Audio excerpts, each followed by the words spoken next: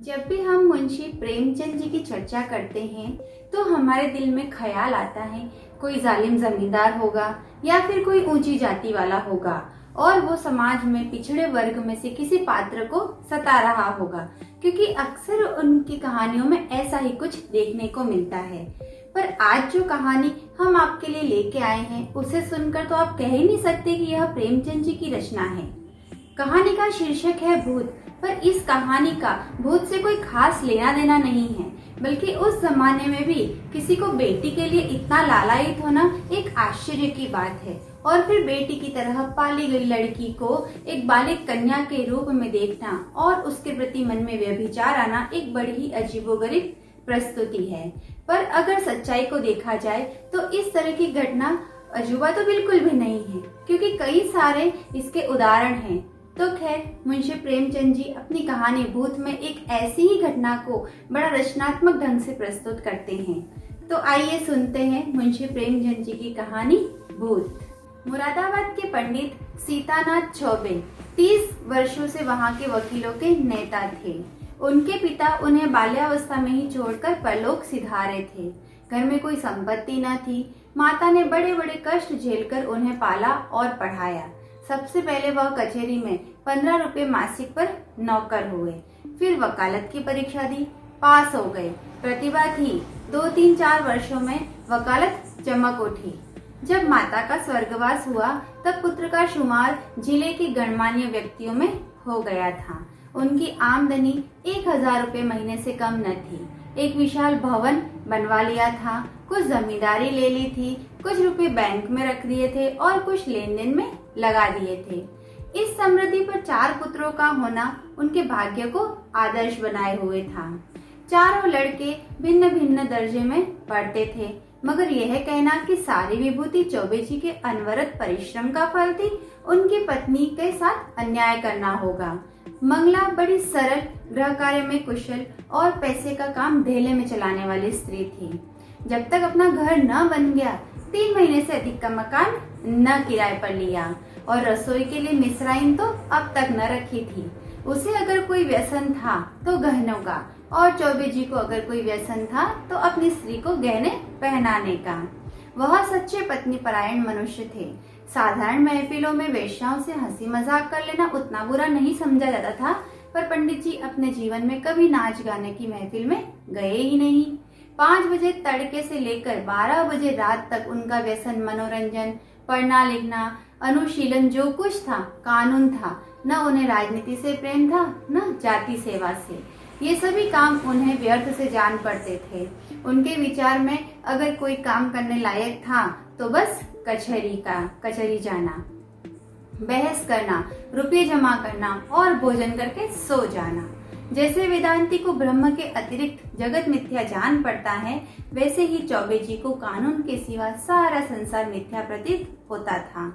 सब माया थी, एक कानून ही सत्य था। चौबे जी के मुख चंद्र में केवल एक कला की कमी थी, एक कन्या की कमी थी, और वह कला थी एक कन्या। पहलौठी कन्या के बाद फिर कन्या हुई ही नहीं, और न अब होने की कोई आशा ही थी। स्त्री और पुरुष दोनों उस कन्या को याद करके रोया करते थे। लड़कियां बचपन में लड़कों से ज्यादा चोचले होती हैं। उन चोचलों के लिए दोनों प्राणी विकल रहे थे। माँ सोचती लड़की होती तो उसके लिए गहने बनवाती, उसके बाल गूंथती। लड़की पैजनियां पहने ठुमक ठुमक कर आंगन में चलती तो कितना आनंद आता। चौबे सोचते कन्यादान के बिना मोक्ष कैसे होगा। कन्यादान महादान है, जिसने यह दान न किया उसका जन्म ही वृथा गया। आखिर यह लालसा इतनी प्रबल हुई कि मंगला ने अपनी छोटी बहन को बुलाकर कन्या की भांति पालने का निश्चय किया। उसके माँ बाप निर्धन थे, राजी हो गए। यह बालिका मंगला की सौतेली माँ की कन्या थी। बड़ी सुंदर और बड़ी चंचल थी। नाम था बिन्नी। चौबे जी का घर उनके आने से खिल उठा। 2-4 ही दिनों में लड़की अपने माँ बाप को भूल गई। उसकी उम्र तो केवल 4 वर्ष की ही थी, पर उसे खेलने की अपेक्षा कुछ काम करना अच्छा लगता था। मंगला रसोई बनाने जाती तो बिन्नी भी उसके पीछे पीछे जाती। उससे आटा गूंथने के लिए झगड़ा करती। तरकारी काटने में उसे बड़ा मजा आता था। जब वकील साहब घर पर रहते तब उनके साथ दीवान खाने में बैठी रहती। कभी किताब उलटती, कभी दवात कलम से खेलती।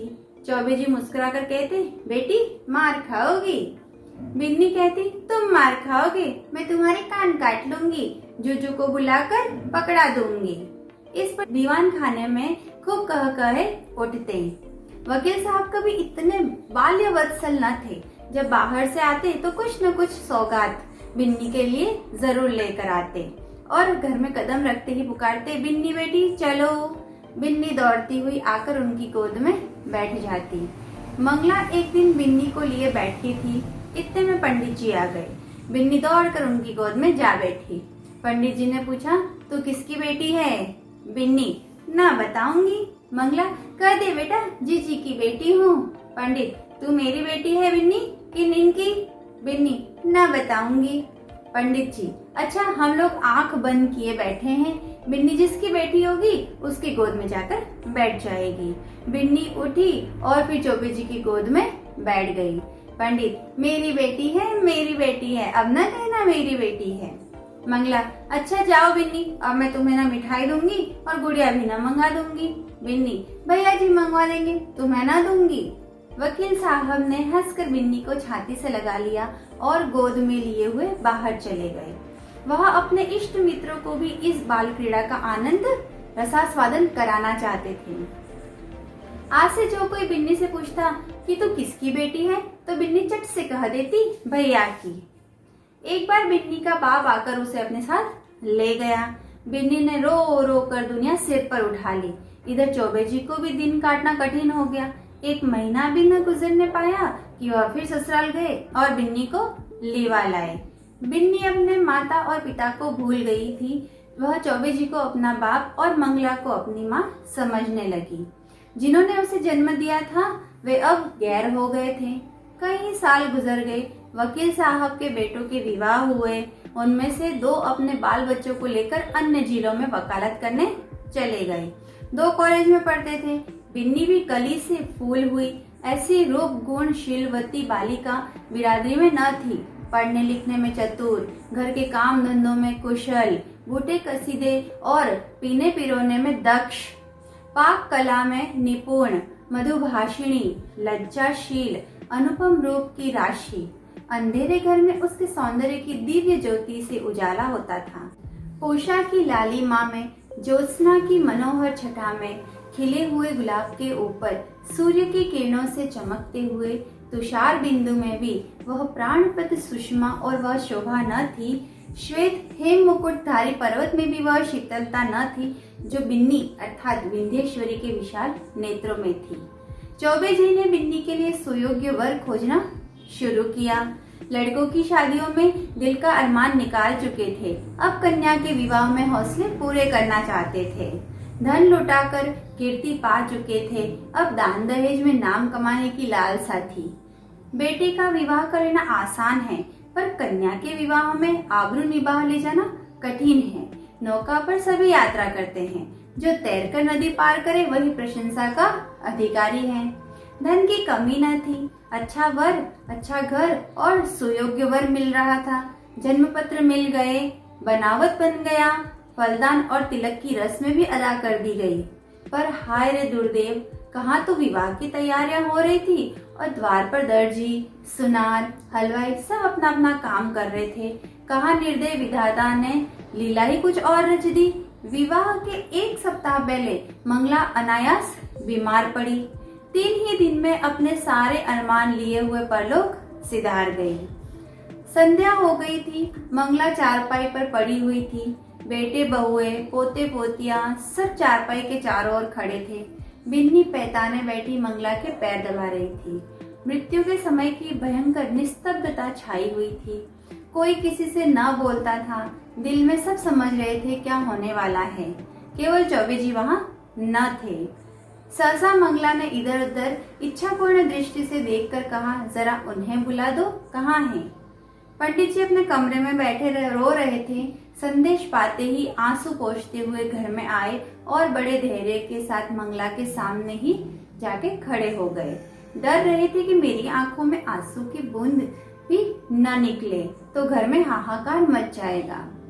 मंगला ने कहा, एक बात पूछती हूँ, बुरा न मानना, बिन्नी तुम्हारी कौन है?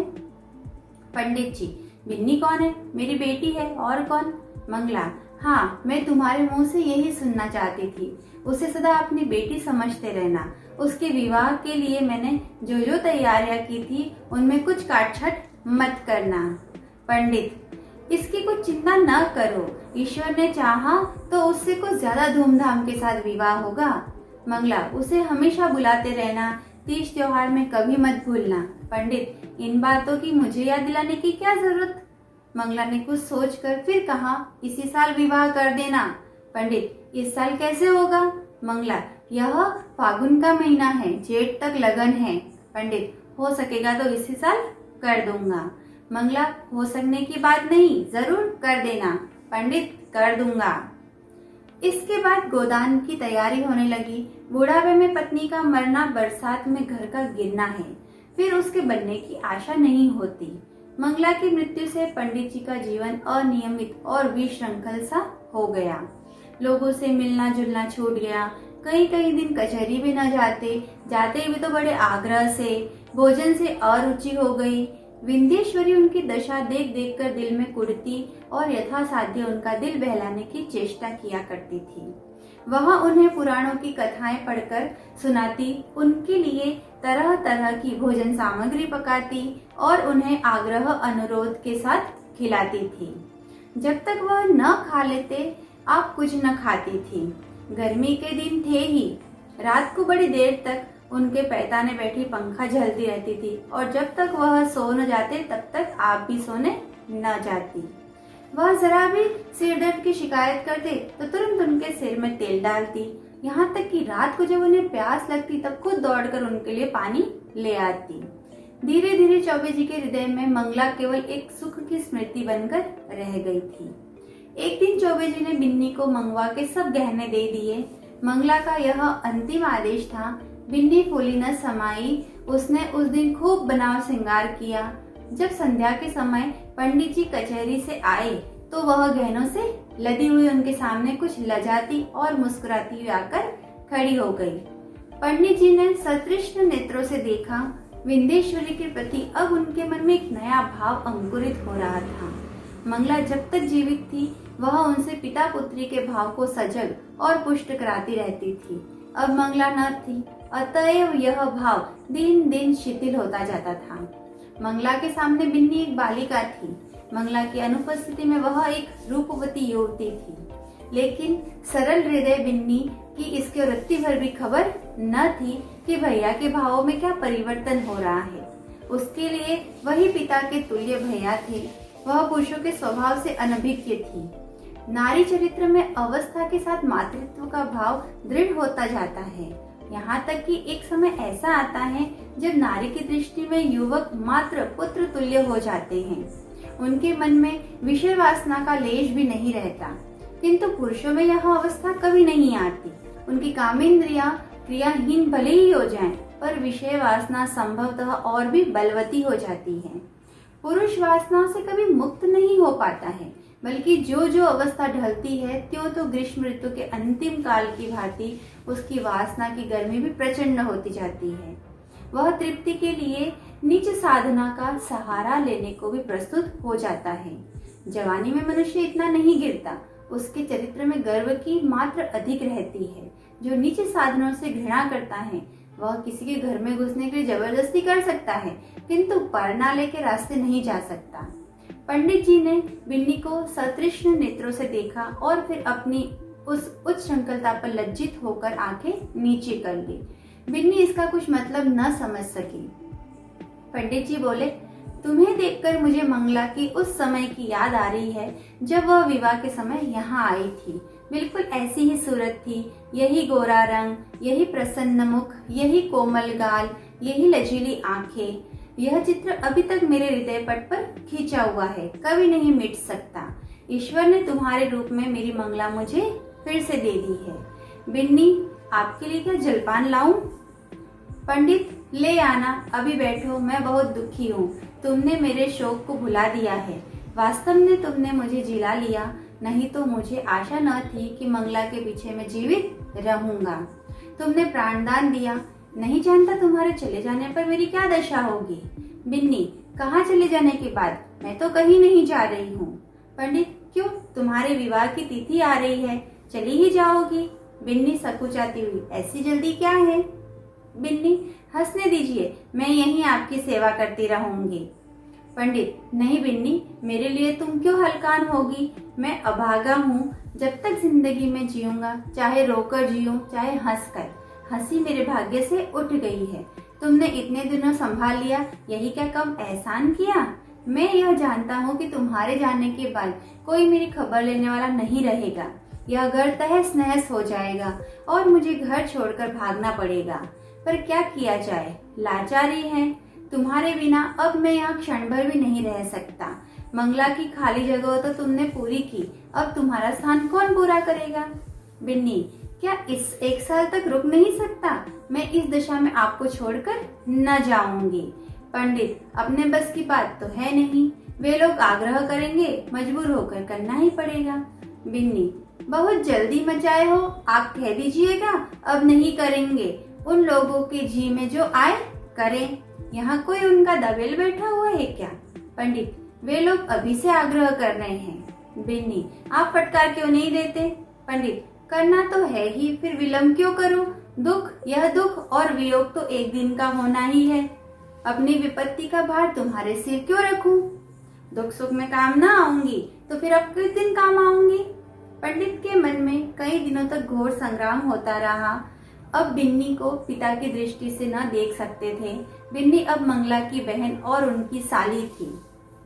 जमाना हंसेगा तो हंसे, जिंदगी तो आनंद से गुजरेगी। उनकी भावनाएं कभी इतनी उल्लासमयी न थी। उन्हें अपने अंगों में फिर जवानी की स्फूर्ति का अनुभव हो रहा था।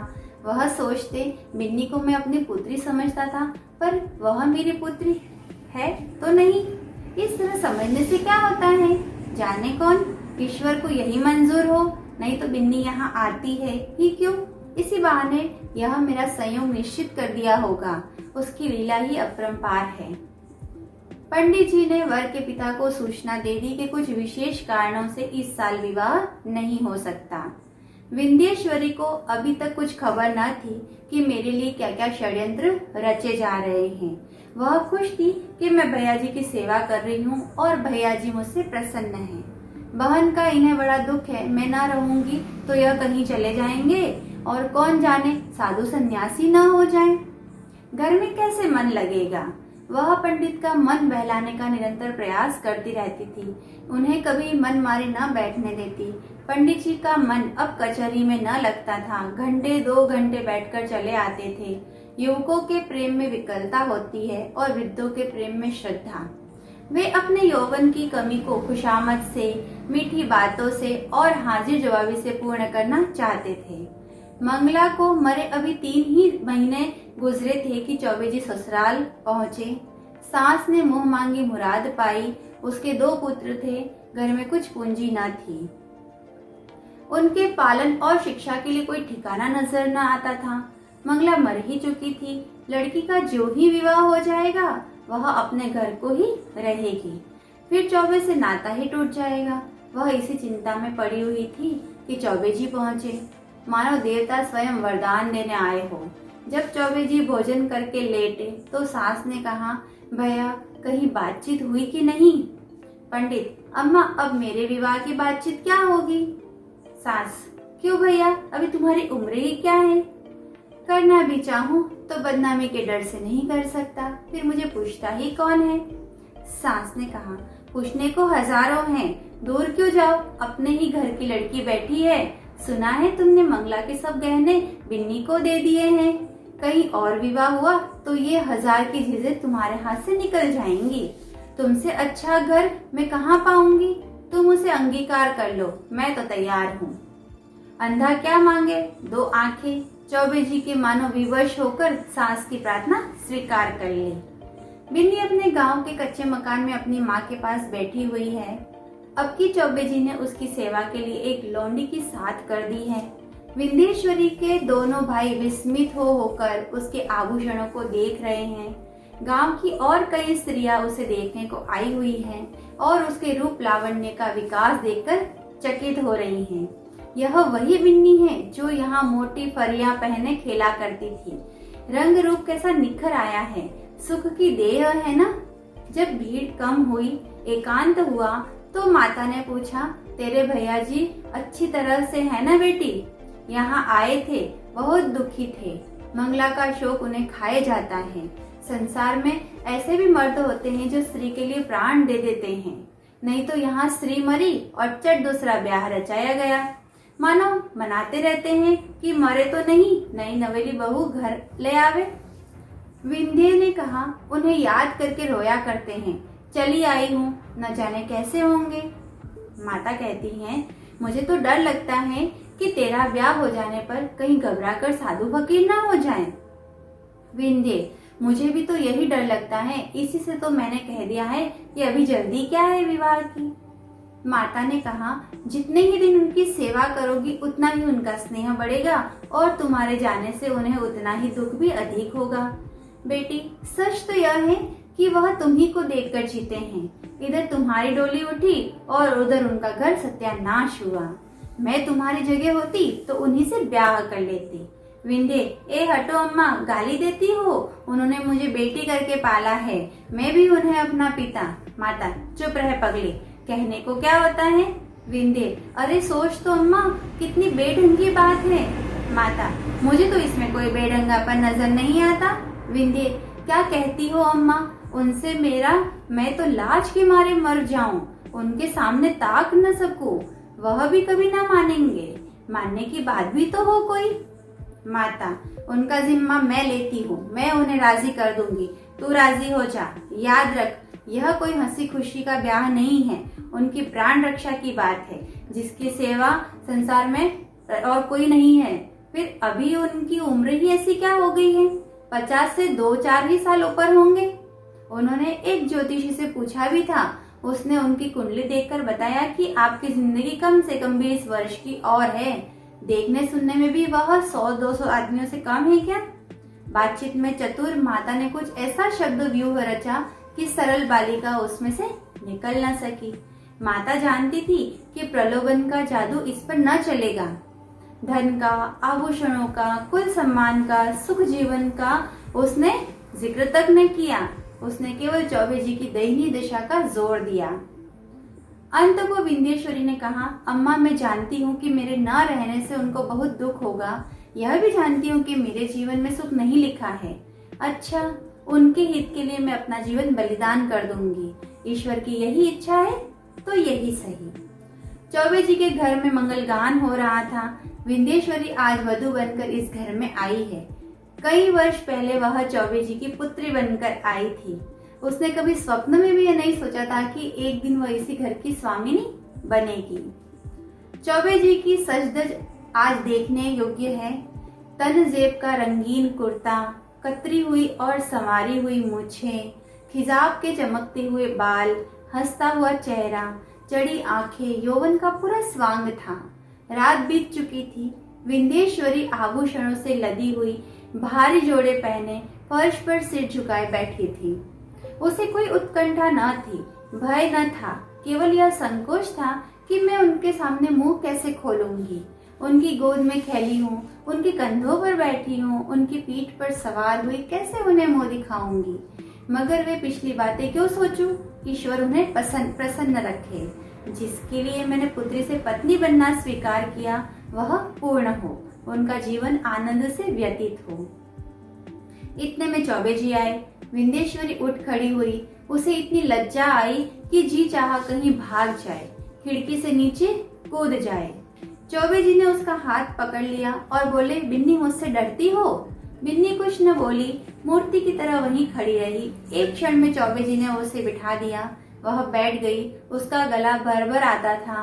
भाग्य की यह निर्दय लीला, यह क्रूर क्रीड़ा उसके लिए असह्य हो रही थी।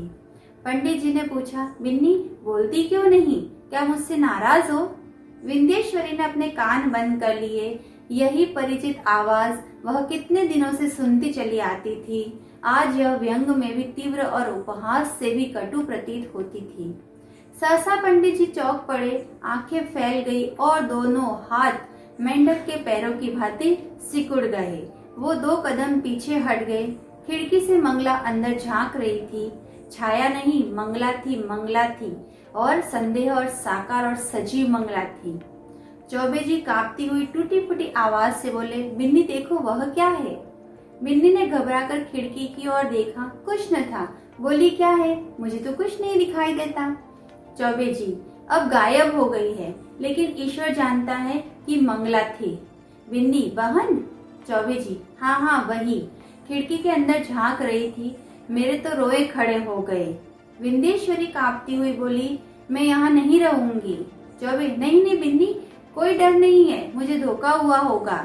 बात यह है कि वह घर में रहती थी, यहाँ सोती थी, इसी से कदाचित मेरे भावना ने उसकी मूर्ति लाकर खड़ी कर दी। कोई बात नहीं है, आज का दिन कितना मंगलमय है कि मेरी बिन्नी यथार्थ में मेरी हो गई। यह कहते कहते चौबे जी फिर चौंके। फिर वही मूर्ति खिड़की से झांक रही थी। मूर्ति नहीं, सदेह सजीव साकार मंगला। अब की उसकी आंखों में क्रोध न था, तिरस्कार न था, उनमें हास्य भरा हुआ था। मानो वह इस दृश्य पर हंस रही है, मानो उसके सामने कोई अभिनय हो रहा है। चौबे जी ने कांपते हुए कहा, बिन्नी, फिर वही बात हुई, वह देखो मंगला खड़ी है। विंध्येश्वरी चीख कर उनके गले से चिमट गई। चौबे जी ने महावीर का नाम जपते हुए कहा, मैं किवाड़ बंद कर दिए देता हूँ। बिन्नी, मैं इस घर में नहीं रहूंगी। रोकर, भैया जी, तुमने बहन के अंतिम आदेश को नहीं माना, इसी से उनकी आत्मा दुखी हो रही है। मुझे तो किसी अमंगल की आशंका हो रही है। चौबे जी ने उठकर खिड़की के द्वार बंद कर दिए और कहा, मैं कल से दुर्गा पाठ करूंगा। आज तक कभी ऐसी शंका न हुई थी। तुमसे क्या कहूँ, मालूम होता है, होगा। उस बात को जाने दो, यहाँ बड़ी गर्मी पड़ रही है, अभी पानी गिरने दो, 2 महीने से कम नहीं है। हम लोग मसूरी क्यों न चले? विंध्ये, मेरा तो कहीं जाने का जी नहीं चाहता। कल से दुर्गा पाठ जरूर करना, मुझे अब इस कमरे में नींद न आएगी। पंडित, ग्रंथों में तो यही देखा है कि मरने के बाद केवल सूक्ष्म शरीर रह जाता है, फिर समझ में नहीं आता यह स्वरूप क्यों कर दिखाई दे रहा है। मैं सच कहता हूँ बिन्नी, अगर तुमने मुझ पर दया न की होती तो मैं कहीं का न रहता। शायद इस वक्त मैं बद्रीनाथ के पहाड़ों पर सिर टकराता होता, या कौन जाने कौन सा विष खाकर प्राणांत कर चुका होता।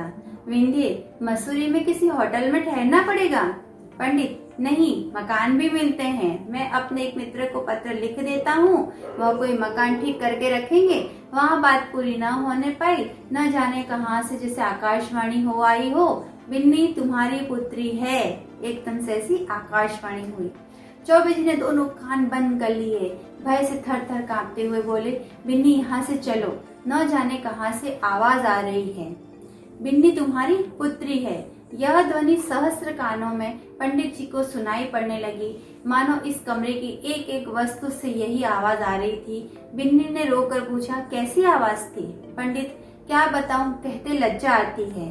बिन्नी, जरूर बहन जी की आत्मा है। बहन, मुझ पर दया करो, मैं सर्वथा निर्दोष हूँ। पंडित, फिर वही आवाज आ रही है, हाय ईश्वर, कहाँ जाऊं? मेरे तो रोम रोम में वही शब्द गूंज रहे हैं। बिन्नी, बुरा किया, मंगला सती थी, उसके आदेश की उपेक्षा करके मैंने अपने हक में जहर बोया है। कहाँ जाऊं, क्या करूं? यह कर पंडित जी ने कमरे के किवाड़ खोल दिए और बेतहाशा भागे। अपने मर्दाने कमरे में पहुंचकर वह गिर पड़े, मूर्छा आ गई। विंध्येश्वरी भी दौड़ी और पर चौखट के बाहर निकलते ही गिर पड़ी। तो इस प्रकार है वह हमारी कहानी यही समाप्त होती है। आप अपने कमेंट नीचे दिए गए कमेंट बॉक्स के माध्यम से शेयर कर सकते हैं। धन्यवाद।